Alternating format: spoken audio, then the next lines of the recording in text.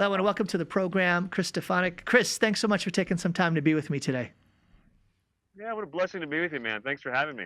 Yeah, I think it's been about 15 years since we were last together, if you can believe it. It's good to see your mug. I'm glad you're saying it like that. That's good. That's good. Yeah, Yeah. you haven't aged, dude. Oh, wow. Oh, you obviously Chris wants to be interviewed on a regular basis. I can tell. This is good. I like that. You're a very wise man. Very wise. Yeah, thanks, brother. Yeah. Because since we've been together, a lot's been happening in your life. You moved from La Crosse, Wisconsin to Denver. Now you're traveling the world, speaking not only to young people, but to parishes. And I just love to hear, how has the Lord kind of unfolded the mission, the sense of mission that he has given to you in your life in terms of where you're at right now? I mean, what's God doing? You know, he's still unfolding it. It's pretty amazing, the journey of faith that ministry's been for me personally. You know, I find that as I step out of the boat, I'm always shocked to find the water is actually solid under my feet. You know, like, well, it's kind of an invigorating experience. You know, so I mean, and if I hadn't taken those various steps through the years, yeah, there's no way I'd be doing what I'm doing now. You know, not that it's more important than parish youth ministry, but it's definitely where the Lord was leading me over the course of these past 15 years in ministry. My whole mission now is with Real Life Catholic. It's my nonprofit, and we really focus on reproposing the stunning beauty of the gospel message to the world. You know, I think the biggest problem the world faces and the church faces right now is that we've lost the context for Christianity and, frankly, for our lives. When we remove that context of the love of God for us and our call to respond to His love with our whole lives and to surrender our lives to Him, then the faith strikes us as empty rules and boring rituals, and that's it. It's a bad idea, frankly. It's like marriage without the context of love, where you get to give up all your closet space and always report to someone for the rest of your life and have your kids take all the money that you'll ever make and use, you know, that's a horrible idea. But if it's about love, then fine, I'll do all the rest too, you know? So we're proposing that love to the world. And, Chris, I love that idea, a fresh hearing of the gospel, right? It's bold, it's beautiful, it brings life, it changes everything, it makes everything new. It does. And when you're speaking this, you're often speaking it to lifelong Catholics or cultural Catholics, people who have gone to church and continue to go to church, and you come out. And what is the sense of people being able to hear the gospel, almost, hear it again for the first time, right? Hear it again in a way that's fresh and new. Can you tell me a story of like what difference that makes, or how people come to be surprised? Love to hear that. Yeah. Every week, we're selling out these events. I mean, they're typically, even small towns might get 1,000 people, and some of them haven't been to church in decades. You know, we have a 6-month ramp up period before the event, where we're training outreach teams, just lay volunteers, training them to invite people back to church. It's not rocket science, but it's to empower people in that way. It's really a game changer. You know, it's really that was the secret of the Billy Graham Crusades that got, filling arenas everywhere that they went. We just, get people on the ground level to invite folks back to church. And very often people are wondering, what do we invite them to? I kind of want to invite people, where do I bring them? Just Sunday Mass in mid-month? This provides the thing, that people can invite them back to. So we'll see a high percent that hasn't been to church in a long time. One of the most stunning places we did this and had that was in Marin, California, which is 2% Catholic. It's the home of Jerry Garcia, and everybody's sitting there with their arms folded, and you could tell they have not been to an event like this before. And it was scary as a presenter, but it ended with a standing ovation, So there's a relevance to the gospel message, even when people think, what's going on here? This is different.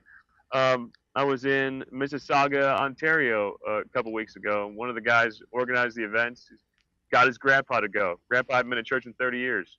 He was pouring tears at the end. There's an eternal relevance to that message when we keep it simple, streamlined, and gives back the whole context of Christianity that so many people think, I've been there, I've done that, it's boring. And then they come in here. No, this is all flowing from the fact that we're created with a purpose. This is the best news in history.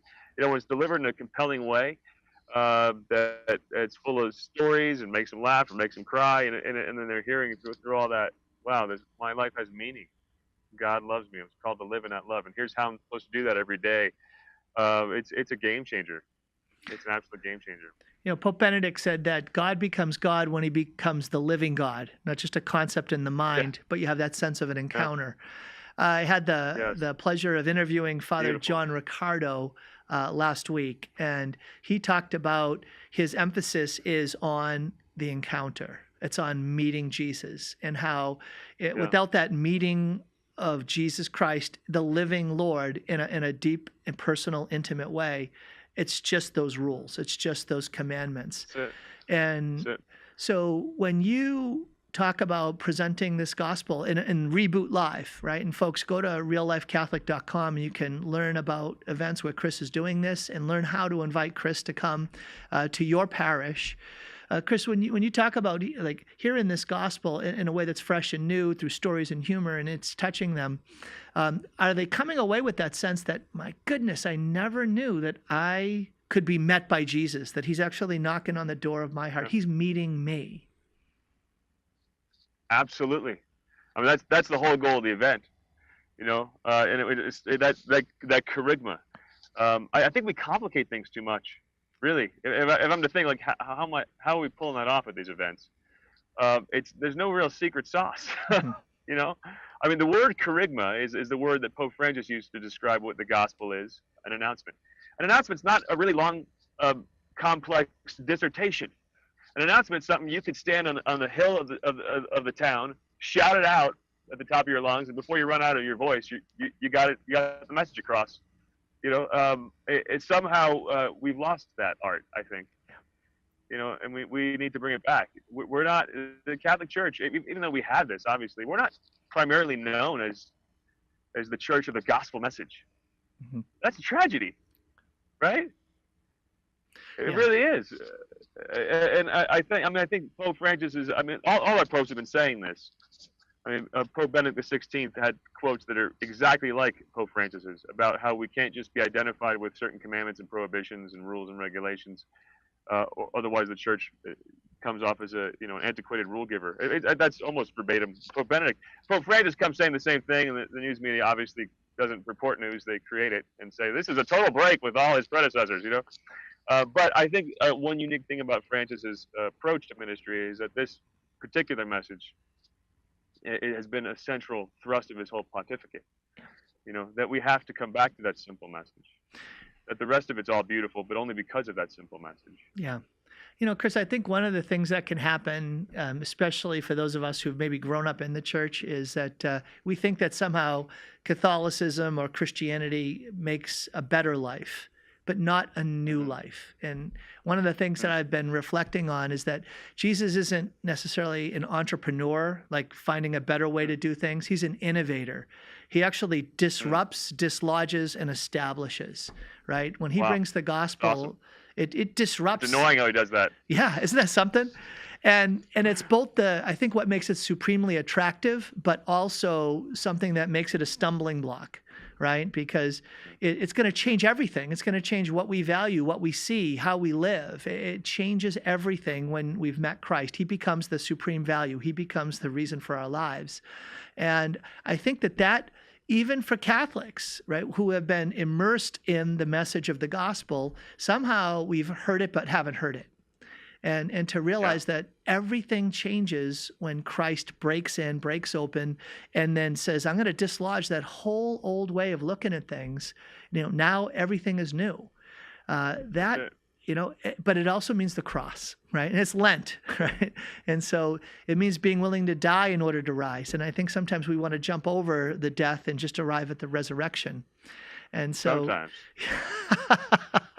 how about all the time, right? Yeah. I really want to be the patron saint of people who sit on a beach and sip a Corona. And I've looked for that job opening, and it's just there is none. That you gotta suffer. But I love that he's an innovator. It makes all things new. The early Christians called themselves the living ones. Mm-hmm. Pope Benedict XVI wrote about that. And at our Reboot Live events, I'm always pushing to the people who did the inviting So, my conversion happened as a junior high kid. My parents dragged me to a retreat, so I love coerced religious experiences for teenagers. Right? My parents made me come. Good. I'm glad they made you come. And and what changed my life was to be in the presence of people whose lives have been turned upside down by Jesus. Hmm. I can't recite a single line that I heard from the stage, although I remember the presenters were engaging. What really struck me and blew my mind was looking at the people all around me, and there was a spark behind their faces, behind their eyes. There was this light that I didn't have in mind, and I thought, I want that, you know. So it's really, this is not about world-class evangelists, professional speakers. And I'm always trying to drive that home with our Reboot Live outreach teams that are on the ground. Like, you invited your friends. When they come in the door, they need to see that you have that spark behind your eyes. You need to reach out, smile, say welcome. They need to see you entering into prayer and a worship and praise and singing out loud, not doing what your Catholic ancestors have done for, I don't know when we stopped singing, Tom, but we stopped a long time ago. We have to be those living ones in the pews. And that's a game changer. Well, and I And love the I think name. that's what helps it. I think that's part of what helps it not be a flash in the pan, but the focus is really parish renewal. Are we going to be evangelistic parishes, focused on the charisma, focused on that central headline, or we're just going to preserve rituals and leave it at that? Well, and I think some of it's context, right? So I spent 5 years in the seminary. I wasn't ordained, but I had all the formation that a priest has, and the context of how we learned theology was in the classroom. So it naturally becomes information that we memorize rather than news that we respond to. And I think that's that can be one of the challenges, is that the very mode of communication of the truths of our faith make it something that is going to just live in our heads and really divorced from our lives. And there's almost a kind of unlearning that has to happen for those who take in information rather than news, right? News is that kind of proclamation that if you don't respond to it, you haven't heard it. Beautiful. Beautiful. Bam, that's gorgeous, man. and I think there's a poverty around that concept in Catholic ministry land. Mm-hmm. I love learning the faith. I love popping in new CDs and reading new books. But we got to remember, we who are in ministry geek out on those things, all right? Mm-hmm. But even us, as much as we love the Lord, I generally don't have much time to sit down and read a theological book. I'm burnt out. I got 6 kids. When I need quick inspiration. I need things that give me life and tell me how to live Christianity today in practical ways. And I don't see a lot of that being provided. I think it's breezed over. And we got to remember, most of the saints were not theologians. Not only do you not have to be a theologian to be a good Christian, you don't have to be a theologian to be a great saint. Hey, wait a minute now. I've I've studied a lot of theology. Wait a minute now. You mean all that money I spent on the degree? Dang, I thought that was going to make me a saint. Yeah. Total waste. No, it wasn't a waste. But you know what I'm saying. Yeah. If we don't the devil's a great theologian, right? If we don't, yeah. If he could theologize circles around us, boy. Well, Chris, if we don't have that love at the center, yeah, nothing. I think that it's one way that I've heard it said I really like is that the gospel is not only true, it's good, right? And the truth sets us free, right? Goodness is about human flourishing. And I think that there's a compelling nature to the gospel when young people today hear, they hear so much about the context of relativism. Well, you can believe what you want.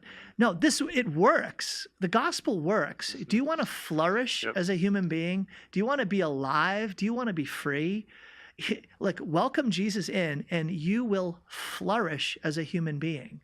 And Amen. I hear that being discussed around, for instance, a lot of battles around marriage and family life, right? There's this competition of ideas. And one of the things that my wife and I talk a lot about is how, look, we need more Catholic families and Catholic couples to live the truth in its fullness of Catholic married life, because we'll show the world a witness, a radiance that shows flourishing. A family flourishes when they welcome the gospel in its fullness. And I think that's part of the compelling nature of the gospel, is you can show a life flourishing. Yeah. And if we're not doing that, what the heck are we doing? Yeah. Right? I think of St. Francis. He went to the Sultan in the Middle East, to convert him from Islam to Christianity with the intention of being martyred. And he just talked about the greatness of Jesus, and this guy wanted him to stay there and keep talking to him forever. But Francis, I think, could tell, well, he's not going to convert. And time to give up. I guess I'm not going to be killed.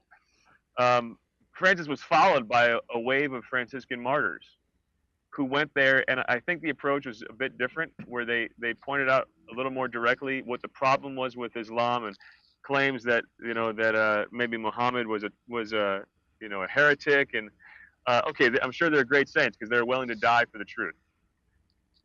Not great evangelists, because they got their heads cut off by their approach pretty quickly.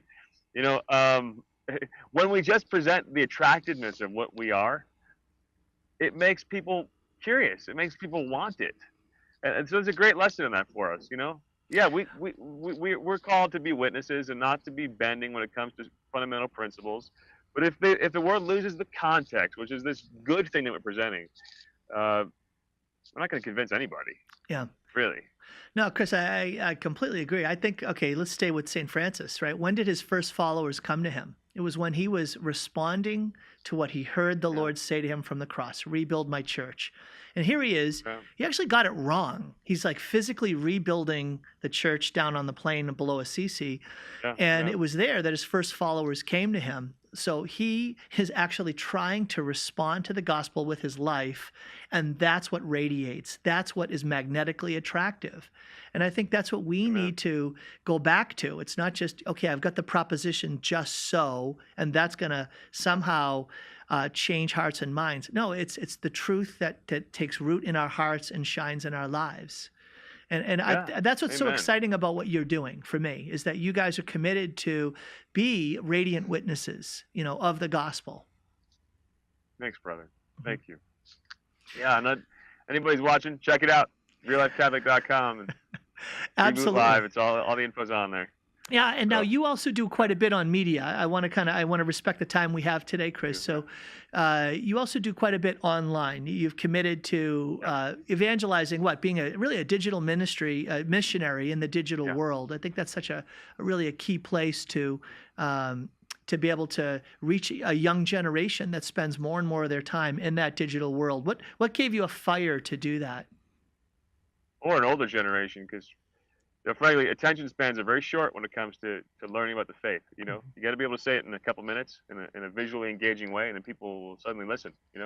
What gave me the fire to do that was, I guess I discovered what works as I started doing it. I kind of didn't really think about doing this, and filmed a random video on a beach in Oregon, and someone posted it and got 10,000 views right away, and I thought, wow, it takes me a while to speak to 10,000 people. Mm-hmm. This is duh. Let's use media. Mind-blowing idea.